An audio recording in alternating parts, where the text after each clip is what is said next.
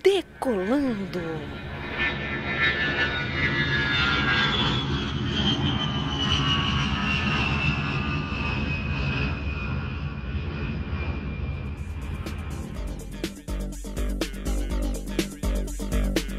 I hear a voice from 10,000 miles away. I have no choice. Our love was meant to stay. Decolando! Eu sou o Felipe Cordeiro, o Codorna, e para ir para a França, o ideal é saber um pouquinho de francês. Aqui é o Edmilson Júnior X e a comida na França é uma obra de arte. Aqui é o Bruno Gomes e muito cuidado ao paquerar no parque. Muito bem-vindos a mais um episódio do Like Tourcast. Então, pessoal, a gente tá notando aí já um aumento aí na nossa fanpage do Facebook, uma interação da galera, né? É. Você tá falando aí. A galera tá interagindo um pouquinho lá no Facebook, só que a gente gostaria de uma interação maior ainda. Então, para você entrar em contato com a gente, trocar aquela ideia sobre viagem e turismo, como é que a gente faz? Nas nossas redes sociais, que é LikeTourBR, tanto no Instagram, no Facebook, Twitter e no YouTube. Ou mande-nos um e-mail, contatos@liketour.com.br. Também visite nosso site, liketour.com.br. Lá você vai encontrar muitas notícias de viagem, dicas, promoções e tudo mais para se manter informado. E além disso, também estamos fazendo vídeos com as notícias semanais no YouTube. Você pode acompanhar a gente no canal LikeTourBR. Oitava vez nosso pelo podcast também, que vai cair no seu feed. Exatamente. E não esqueça de avaliar a gente no iTunes, dando aquelas 5 estrelinhas para apoiar aí o nosso podcast que é novo lá e deixar na área de destaque. Você pode dar 4 estrelas? Pode. Mas se for dar 4 estrelas, não dê. Dê só 5. 5 tá bom, né? Tá Não bom. custa nada clicar nas 5 estrelinhas. Em um minutinho você faz tudo isso e ainda ajuda 3 carinhas aqui que precisam do apoio de vocês. Oh, que bonitinho. Infelizmente nesse episódio deu um probleminha de áudio, né? A conexão não estava muito boa, mas dá pra escutar uma conversa bacana aí com o Pedro. E o que aconteceu nesse episódio? Nesse episódio a gente conversou com o Pedro Barbosa, ele que passou 7 anos na França, né? E vocês vão ver no episódio que ele é um cara aí que gosta muito de viajar, não gosta de ficar parado em um só lugar. Sempre em busca de novos desafios. Tá ficando muito grande essa parada. Vamos viajar e vamos pro programa, galera. Então chega de enrolação, E vamos nessa. vamos lá pra França.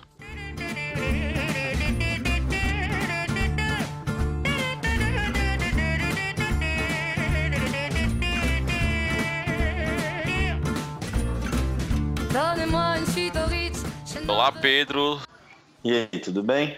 Beleza, bem-vindos aí ao nosso podcast. Eu queria que você se apresentasse um pouco aí. Bom, me chamo Pedro, nasci ali no interior de Goiás, aqui pertinho de Brasília. Morei aqui 10 anos, depois morei 7 anos na França e estou de volta agora. Você estudava na UNB, né? Explica a história, como é que foi aí. Bom, eu sempre tive um incentivo familiar de que um dia eu iria morar fora. E eu costumo dizer, depois de adulto, eu aprendi que quando você pensa em morar fora, você tem que ir. Se você não for, você vai ser sempre um cara infeliz, porque você fica com si na cabeça. E aí um dia eu estava meio que desgostoso do mercado de trabalho aqui em Brasília. Estava já estudando a possibilidade de ir para fora. Os meus professores na UNB, os dois têm os coordenadores do curso, né? Tem diplomas franceses e eu vi que era a oportunidade de ouro para poder ir para a França. Fui a primeira vez em 2007, fiquei 3 meses e meio para aprender um pouco da língua e voltei para o Brasil, terminei de arrumar, vamos dizer, um pé de meia, fazer uma base e fui definitivamente em outubro de 2008 e fiquei lá de 2008 a 2015. Antes de fazer essa primeira viagem aí pra França, você já falava algum outro idioma além do português? Falava inglês. Eu já tinha ido 2 vezes aos Estados Unidos, mas falava inglês desde muito cedo, eu fiz inglês. A gente também viu, quando o Bruno contou um pouco da sua história, que você, no período de greve, decidiu ir nos Estados Unidos trabalhar. Verdade. Em 2004 eu fiquei pouco mais de 30 dias nos Estados Unidos fazendo um trabalhinho aí de pedreiro, servente de pedreiro. Uma experiência interessante. Mas você tinha visto já? Tinha. Eu fui a primeira vez aos Estados Unidos com 15 anos, mas é aquela viagem tradicional. Orlando, Disney. pacote, Disney, 10 dias em Orlando, 10 dias em Orlando, 10 dias Disney a fundo. Aí essa da greve, tu foi pra dar cara pra trabalhar, arrumar dinheiro. Experiência, né? Essa da greve, o que eu tenho para dizer dela é que é interessante. Eu não fui para... Eu tenho amigos que moram desde muitos anos, desde 98, que moram na Flórida. Mas primeiro eu fui para Nova York, fui para casa de um amigo da minha mãe. E chegando lá, cara, eu cheguei muito, muito cru, muito com uma ideologia muito doida. E fui procurar emprego numa agência de emprego do governo norte-americano. E quando eu fui pedir emprego lá nessa agência de emprego, que eu precisava do meu Social Security, a mulher me humilhou muito, a mulher que estava lá, dizendo que esses latinos saem dos países deles, que acham que vão chegar aqui e vão ter emprego, vou chamar a polícia, vou mandar te prender, você tá maluco. Então aquelas... Uma grosseria, uma coisa desnecessária. Por causa do sentimento. Foram estrangeiros, né, que explodiram as Torres Gêmeas. Então ela joga aquela coisa em cima de todos os estrangeiros. Então eu não consegui o meu social e fui pra Flórida, pra casa desse amigo meu. Seu visto na época era visto... Visto de turismo. Visto de turismo. Por isso que eu falei que eu cheguei muito cru. Entendi. Sem entender muito das coisas. Aí, chegando na casa desse amigo meu, como ele já está lá há muitos anos, ele tem uma empresa, ele faz calçadas com tijolos de concreto. Calçadas bonitas, com desenho. Eu trabalhei uma semana com ele e me cortei todo. Aí vi que aquele trabalho ali não era muito para mim, não. E ele mesmo falou, olha, o pessoal aqui rende muito mais que você e tal. Aí um dia ele me levou lá onde ficam todos os ticos para conseguir emprego. Todo mundo conseguiu e eu fiquei lá e eu não tinha para onde voltar, porque eu estava na casa desse amigo meu. Ele trabalhava fora, o pai dele trabalhava fora, a mãe dele trabalhava fora. Eu não tinha a chave da casa deles. Eu falei, bom, vou ficar aqui até o fim do dia e alguém uma hora vai me pegar. Eu tinha uma marmita. E aí passou um cara já bem mais tarde, eu estava ali sozinho, ele me pegou, me levou para uma cidade do litoral da Flórida para poder demolir casas que tinham sido destruídas pelo furacão. Só que no meio da equipe dele, ninguém falava inglês, só eu. Então foi fácil me destacar, o cara gostou de mim, e ali trabalhei com ele 2 semanas e meia, foi tranquilo. Não é uma coisa que, tipo assim, a gente se orgulha, nem coloca no currículo, mas com experiência de vida, valeu a pena, valeu muito a pena. E esse teu visto permitia o trabalho, né? Não, claro turismo. Não, turismo. Foi trabalho clandestino, como qualquer um que sai daqui vai pra lá e trabalha. Eu fui tão na louca que eu saí daqui com todos os meus papéis de estudante.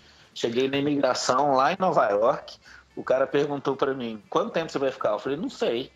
Ele olhou pra mim, como assim você não sabe? Eu falei, não sei. Caraca. Minha faculdade está de greve, o dia que ela voltar, eu volto ao Brasil, mas se ela não voltar, eu vou ficar aqui. Nossa. Eu falei, quanto tempo ela costuma ficar de greve? Eu falei, sei não, costuma ficar de greve 2, 3 meses no máximo, não vai ficar mais que isso, não. Ele foi lá e me carimbou, me deu um visto temporário de 6 meses. Você deu sorte, hein? Eu acho. Digamos que a verdade nunca foi problema pra mim. Depois de tudo, eu voltei pra casa cheio de história, com um pouquinho de grana no bolso. Então acabou que você ficou quanto tempo lá nos Estados Unidos? 1 mês. Aí eu me formei em 2006, tinha essa ideia de ir pra fora. Em 2007 eu fui pra França a primeira vez.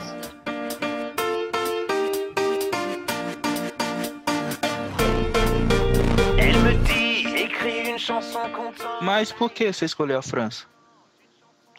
Eu queria um país que não falasse inglês. Eu queria aprender um outro idioma. Não sei se a ideia é uma coisa que eu recomendo para todo mundo, não, mas para quem gosta de desafio é bom. Então, assim, para começar, a França, a gente sabe que tem um controle muito rígido, né? Com questão de passaporte. Qual tipo de passaporte que você entrou lá na França?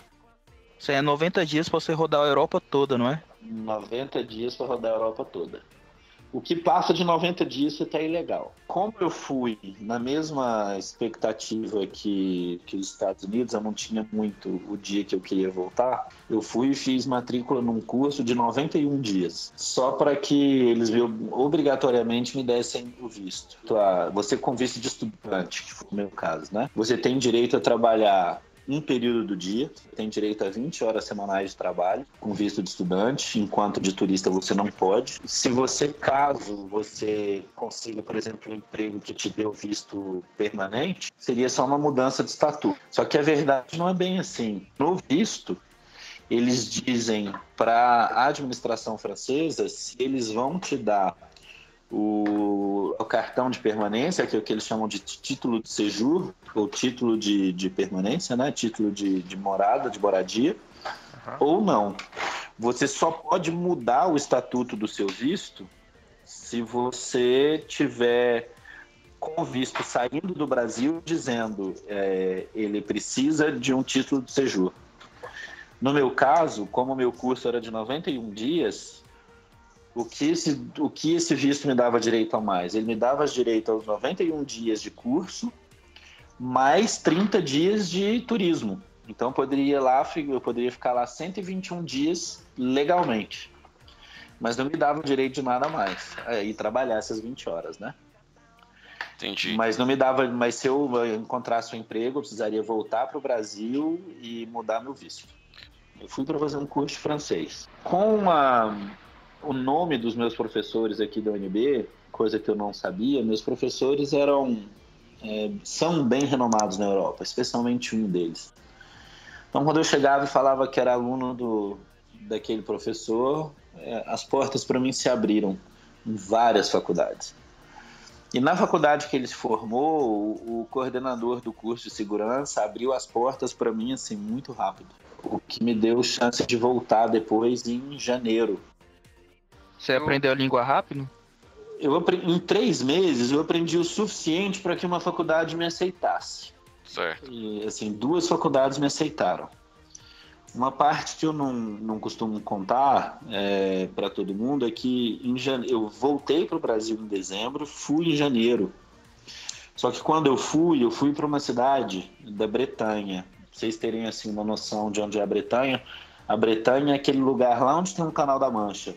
Fica ali no noroeste da França. A cidade é muito legal, é uma cidade universitária, tem várias faculdades ali, renomadas. Só que, cara, chovia todos os dias, ninguém saía na rua, as ruas desertas. A ausência do sol faz um mal monstruoso pra gente. Se perguntar assim, o frio é ruim? Cara, o frio não é ruim. A falta de sol é ruim, as pessoas se fecham. E esse projeto de Rennes é para eu ter ficado 6 meses lá. E eu não consegui ficar 1 mês, fiquei 3 semanas e eu vim embora. Larguei de mão, vim embora e não aguentei. Porque ir numa cidade fora de Paris, Paris é cidade grande, então por mais que chova, faça frio, faça sol, as pessoas estão sempre na rua. Você sempre arruma o que fazer, você encontra gente do canto. Numa cidade do interior, andei a cidade procurando alguém, né? Alguém que quisesse ser meu amigo. Cara, não encontrei ninguém. Cidade fantasma. Cidade fantasma, literalmente. E em outubro, então, depois de alguns meses, né? Que aí eu fui em janeiro, voltei em fevereiro, trabalhei aqui de fevereiro a outubro. Aí em outubro eu fui para morar dentro de Paris, né? Morei com 2 brasileiras. Achei 2 brasileiras, 2 doidas lá que aceitaram morar comigo. Eu desenvolvi uma vida, eu desenvolvi hábitos ali dentro. Aí depois que você acostuma, você vive em Paris do mesmo jeito que você vive em qualquer lugar do mundo. Você cria sua rotina, você não começa mais a perceber as coisas bonitas que tem por ali e vive a vida normal. Você tinha noiva no Brasil? Na verdade, eu fiquei noivo na primeira vinda da França. Ela tinha me dado um H e eu fui solteiro, né? Pela primeira vez. Aí eu falei, não, eu quero casar com essa mulher, não quero saber de ficar longe dela, não. Aí cheguei com a aliança, ela não resistiu, aceitou. Mas aí aceitou com todas as cláusulas, né? Vou voltar pra França, você vai ficar sozinho de novo? Ela, não, beleza, vamos casar. Aí vamos. Aí naqueles 8 meses nós pagamos o casamento. E aí eu fui em outubro, aí já com tudo pago. Que aí eu trabalhei que nem um cavalo e não gastei com nada. Pagamos um monte de coisa e eu fui e com o acordo de que ela iria em janeiro. Ela continuou trabalhando aqui até dezembro. Saiu do emprego dela em dezembro, em janeiro nós fomos os dois. Só que a gente não conseguiu morar mais dentro de Paris, né? A gente morou numa cidade satélite que faz divisa com Paris. E aí minha esposa é grávida, com 8 meses. Eu disse que graças a Deus a gente conseguiu um apartamento num modelo lá, num formato que eles chamam de HLM. Era um apartamento grande, que a gente pagava metade do aluguel desse apartamento se fosse no particular. É o subsídio do governo. Investidores que querem investir em apartamento ou construir um prédio, se eles podem dedicar 1/3 do prédio, se eles comprometer a 20 anos, cobrar só metade do aluguel. E aí ele tem praticamente isenção de impostos, e aí o apartamento sai bem mais barato, né? E numa cidadezinha muito legal, uma cidadezinha bem, bem bacana mesmo, bem estilo interior francês, a 18 quilômetros de Paris, 10 quilômetros de Versalhes. E ali a gente viveu 4 anos. Ali meu filho cresceu, o meu segundo filho nasceu, e a gente ficou ali até o dia de vir embora. Seu filho é francês, então? Não existe mais direito de solo, não na Europa, nem nos Estados Unidos, nem no Canadá. Você pode ter um filho que nasce lá, ele vai ser brasileiro, nascido na França. Eu tive direito de pedir, mas eles enrolaram com o meu processo mais de 2 anos, para falar a verdade. Eu esperei exatamente 26 meses por esse processo. Nossa. Caraca. Aí depois de eu ter esperado tanto, já ter perdido uma boa oportunidade de emprego no Brasil, eu falei, você quer saber? Outro dia eu peço isso aí. Já pedi uma vez, não deu certo, a próxima vez eu peço. Vale lembrar que para os brasileiros que fazem curso superior de mais de 2 anos, que é a especialização, que foi o meu caso, uns cursos de 2 anos, se você tiver 3 anos de imposto de renda, você pode pedir a sua cidadania. Para as pessoas que não fazem curso superior, mas moram 5 anos na França legalmente e recolhem imposto de renda, também tem direito de pedir cidadania, mas eles têm direito de negar. Os franceses têm uma fama de ser meio bruto mesmo, né? É verdade isso? Você sentiu? Olha, os parisienses são muito, os franceses são menos. Certo. Então é São Paris, 2 classes distintas. Isso é Paris. Aí a vantagem de estar num país socialista é que todo o dinheiro que a gente gastou depois que a gente teve direito ao nossa Seguridade Social, a gente recebeu esse dinheiro de volta. E o transporte público? Cara, imagina que aqui em Brasília você tivesse uma estação de metrô a cada quadra. Você tem uma na 114, uma na 314. É nesse nível o transporte público de Paris. São muito próximas, menos de 500 metros cada uma das estações. Eu nunca vi uma malha viária tão grande quanto a de Paris. E aí, valia muito a pena. E ônibus? Os ônibus praticamente vazios, sempre. E outra, quando eu precisei pegar ônibus, durante 1 ano eu pegava ônibus e trem, não é nem metrô, é um trem de uma cidade para outra. Pegava um ônibus da cidade que eu morava até a outra cidade, que é tudo cidade satélite, né?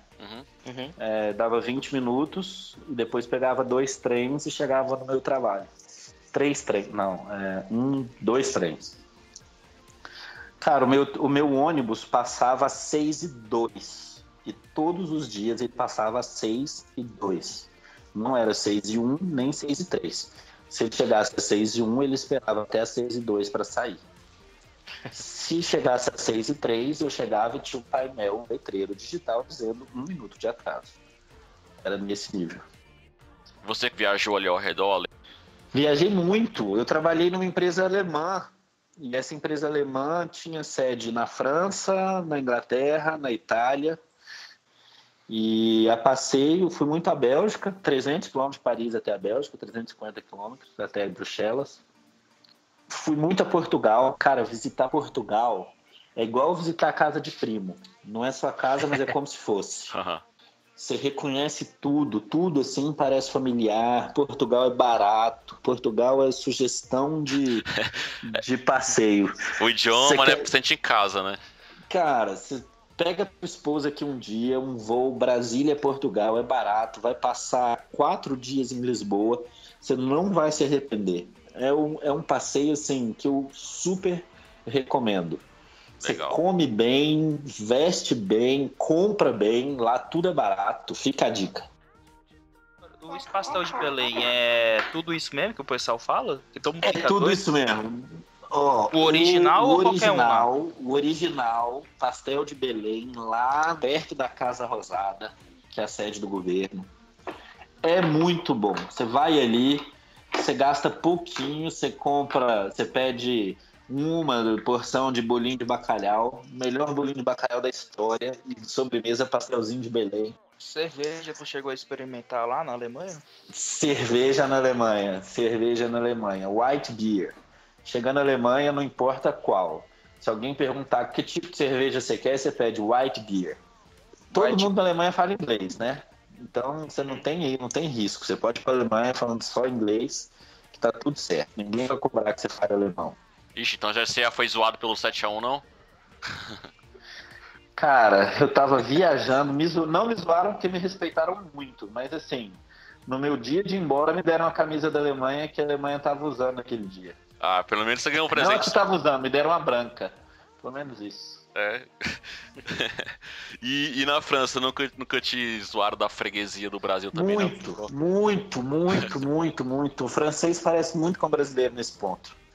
Eles são muito zoadores. Os alemães, ninguém tocou no assunto comigo. Ninguém me zoou. Os franceses, até hoje, eles ficam me zoando.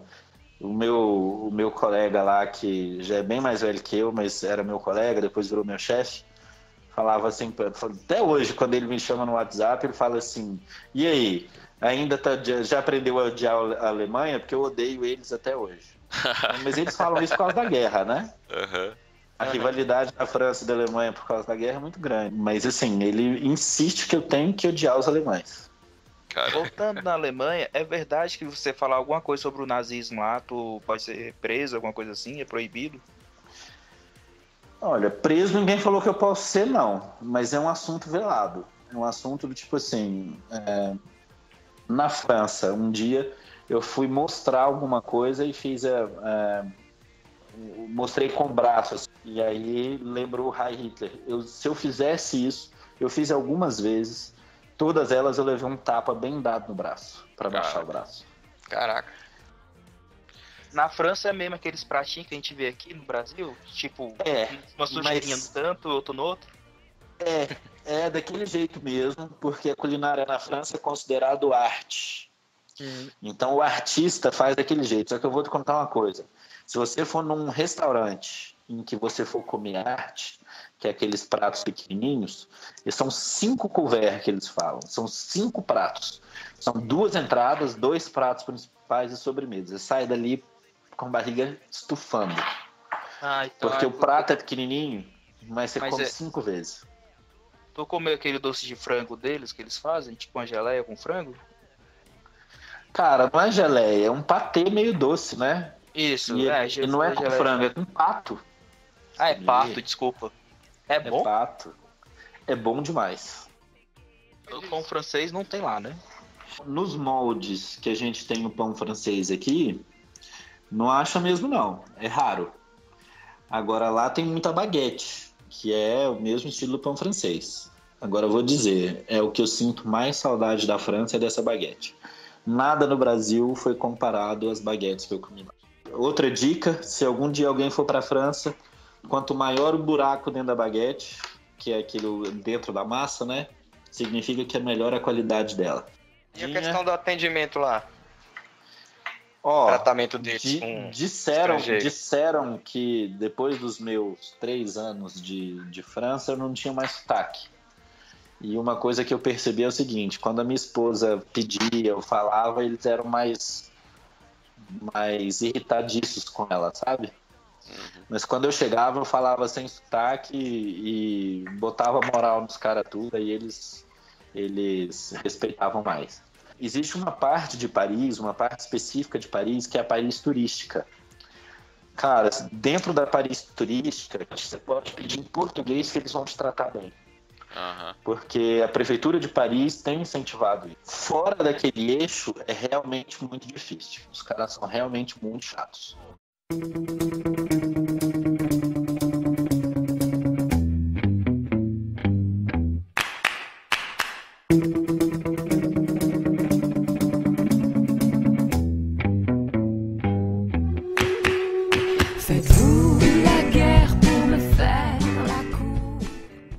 E o povo de lá fede?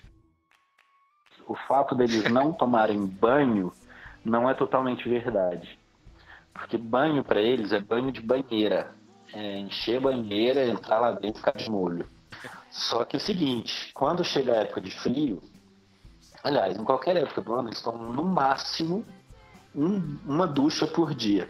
E uma ducha por dia, às vezes é pouco, porque você anda, você sua, enfim, transpira. Só que como na época de frio eles não transpiram, uma coisa que aí é o que faz feder, é que eles usam a mesma roupa a semana inteira.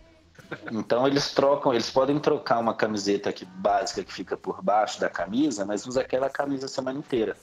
Então na segunda-feira eles estão cheirosinhos, mas na sexta-feira é desconfortável.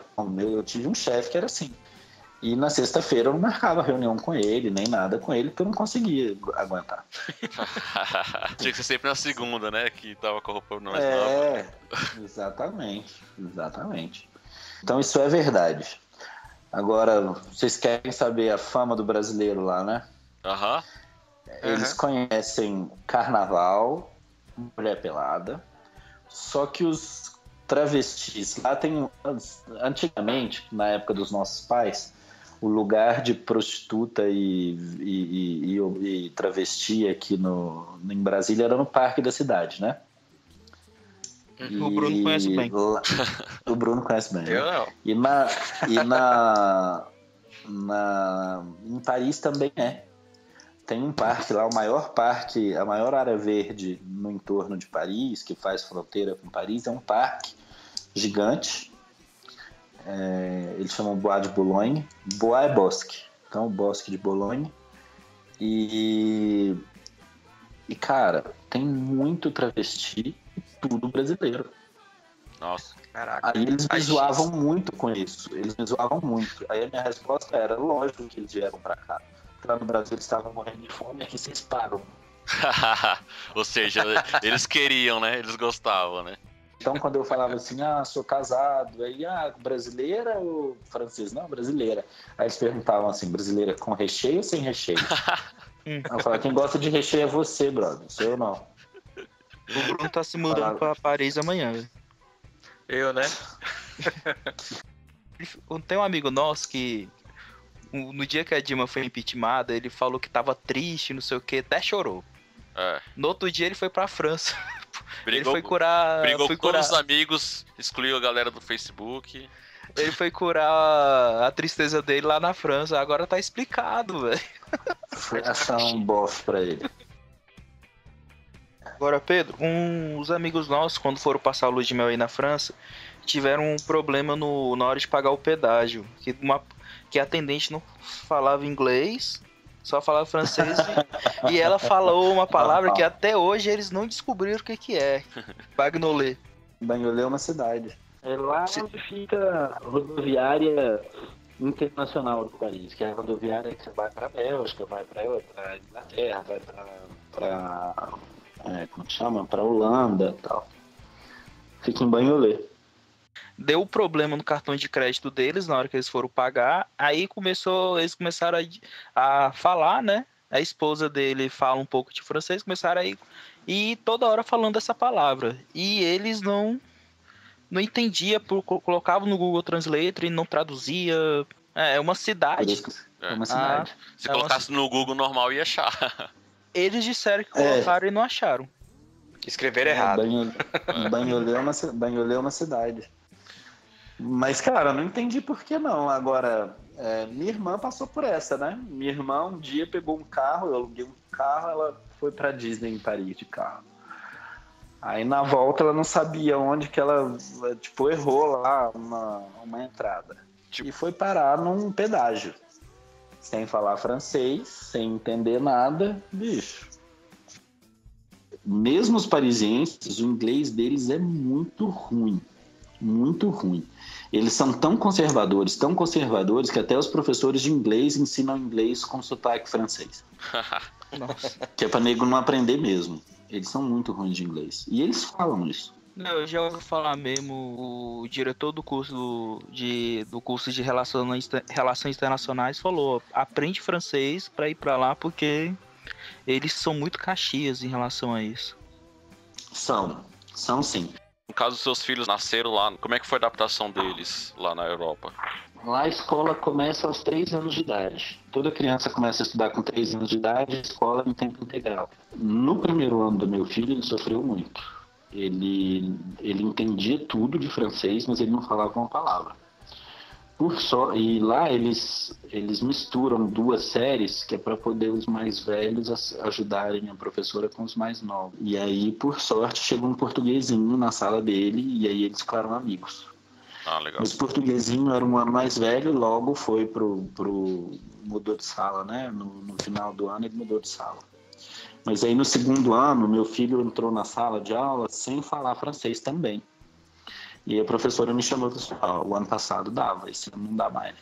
Aí eu tive que falar francês dentro de casa. Uhum. Mas criança é tão interessante que em 2 semanas que eu falei francês dentro de casa, só no jantar, provavelmente 1 hora por dia.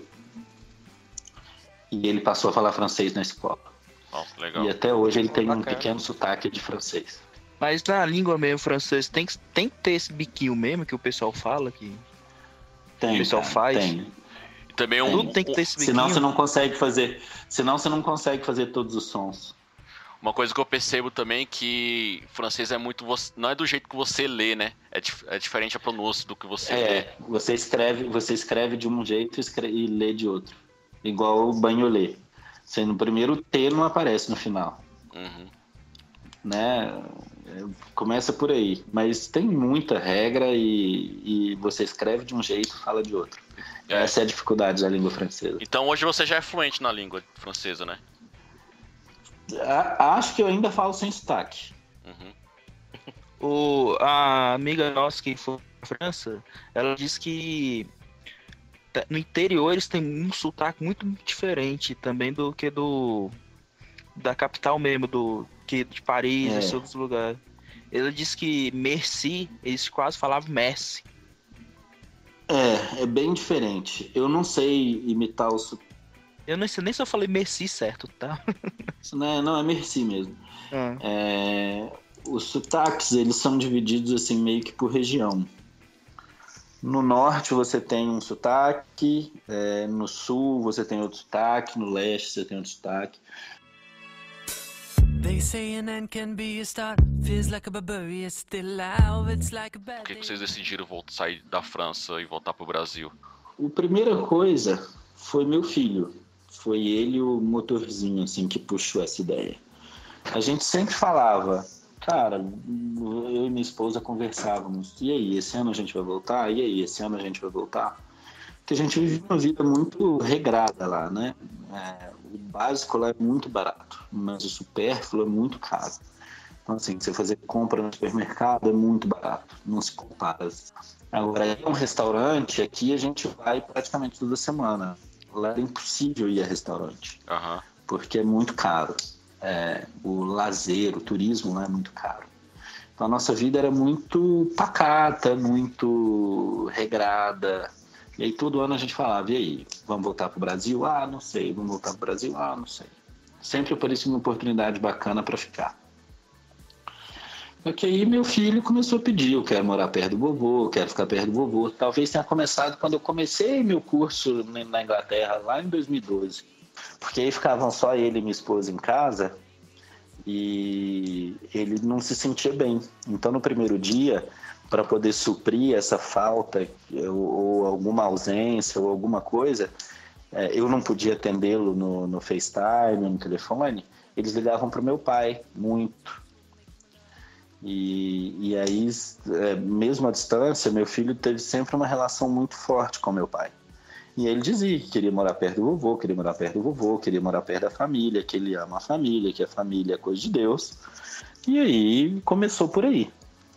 Daí para frente foi aquela coisa, vamos estabelecer um plano. Aí dentro do plano foi ela engravidar, ela ter o filho lá, porque lá ia ser de graça, aqui é muito caro ter filho. A gente fez planos para tudo, né? Certo. E porque a gente acha também que para a criação de filhos os avós são importantes. Sim. Mas além disso tiveram outras coisas, teve questão religiosa, espiritual, teve questão de mercado de trabalho, embora eu não esteja no lugar onde eu pensei que eu fosse estar. Aqui no Brasil, acho um mercado bem mais dinâmico do que na Europa. Na Europa, o mercado é bem mais rígido, mais difícil de você se mexer. Então, essas coisas todas contaram. Vocês têm vontade de voltar para a França ou não? Vocês querem ficar definitivamente? Nós vamos voltar um dia. Não, né? Eu saí de lá falando, eu vou passar uma temporada de 7 a 10 anos no Brasil, mas eu volto. Entendi. Aí quando voltar, já pretende voltar para ficar em definitivo ou passar mais um tempo? Bruno, eu tenho ideia de que eu vou para ficar mais 7 a 10 anos lá e volto para cá. Assim, se eu pudesse escolher, eu queria viver uma vida igual a do Chico Buarque. 6 meses lá, 6 meses aqui.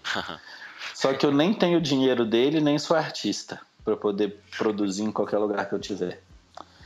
Então, melhor a gente juntar e fazer uma empresa e fazer ela virar multinacional e me deixa na ponte aérea. Que eu vou ter uma casa lá, uma casa aqui e aí fechou. Era meu sonho. Eu percebi que você gosta muito desse negócio de vai e volta, né?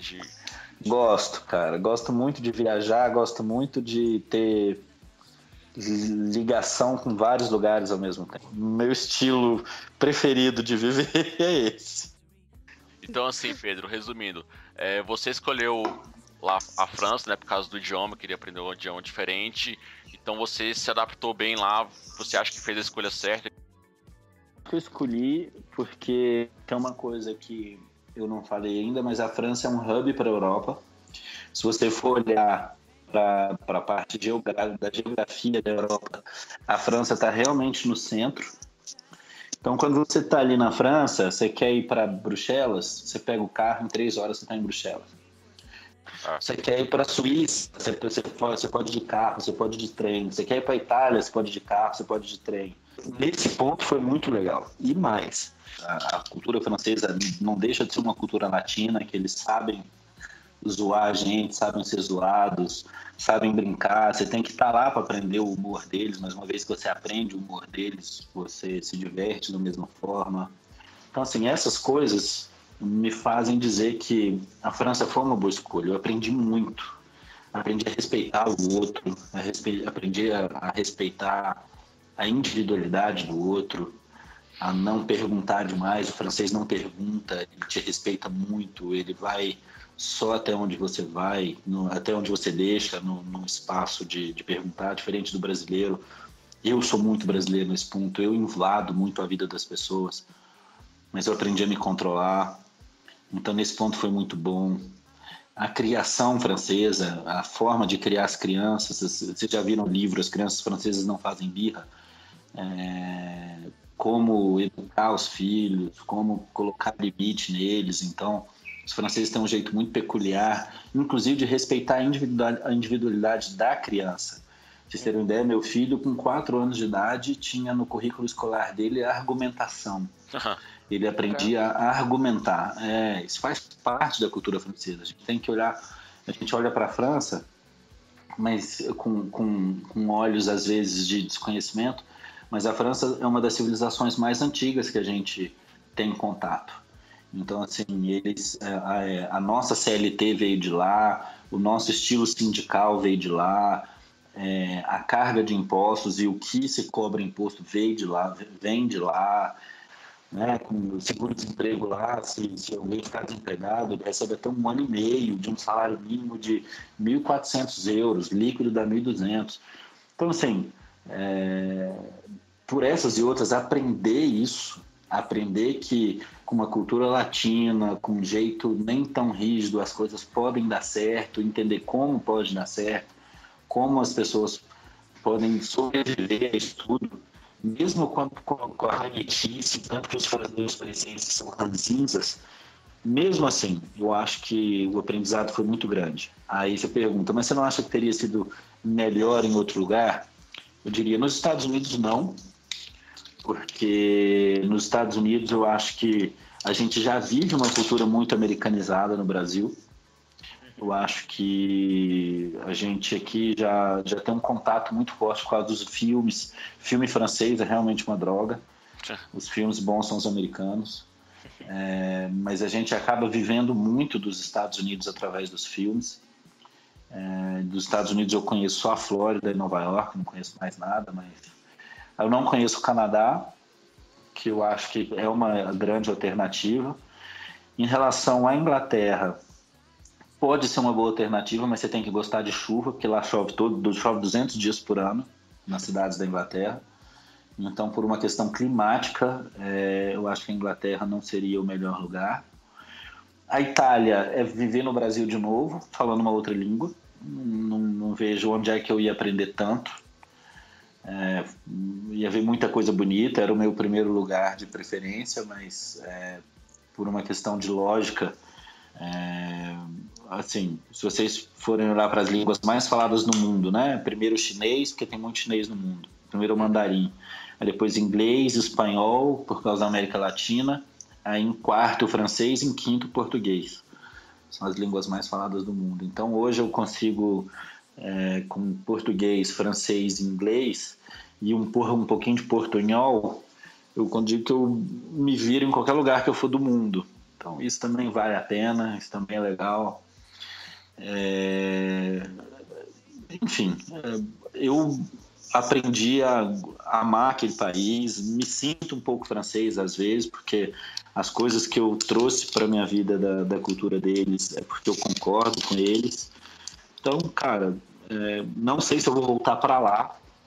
Eu posso ir para um outro lugar do mundo, talvez eu até vá para um outro lugar do mundo por esse meu perfil desbravador, mas a França vai ter sempre um lugar especial na minha vida, na minha história, porque foi um momento que a curva de aprendizado estava numa,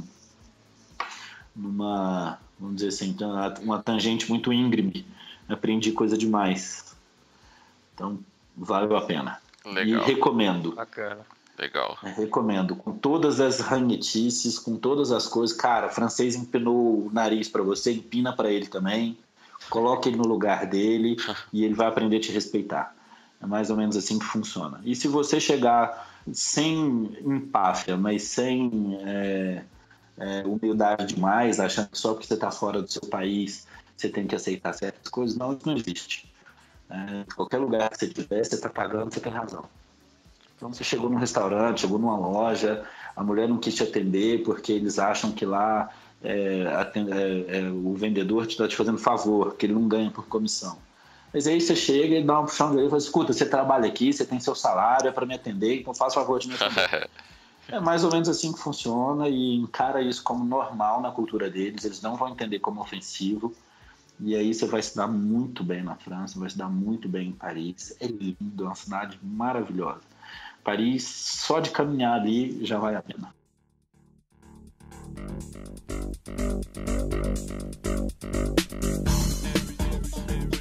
Então é isso aí, conhecemos um pouco aí da França, a experiência do Pedro aí nos Estados Unidos, vai na e volta, Europa em geral. no vai e volta do Brasil, da Europa para França. E essa aí foi a experiência dele, conhece bastante lá. Espero que vocês tenham gostado aí do programa. Então valeu aí, Pedro, obrigado aí pela participação. Eu que agradeço, gente. Valeu. Pedro, brigadão aí pelo seu tempo com a gente. E desculpa qualquer coisa aí. Que isso, Bruno. Que isso. Tô às ordens. Beleza, valeu. Falou, um abraço. Valeu, Pedro. Um abraço. Boa noite. Boa noite. Beleza, obrigado, Tchau. Pedro. Tchau, tchau. Vamos viajar da América até a África. África, passando pela Austrália. Austrália. Embarque nesse avião. Avião. Essa parte vai colocar.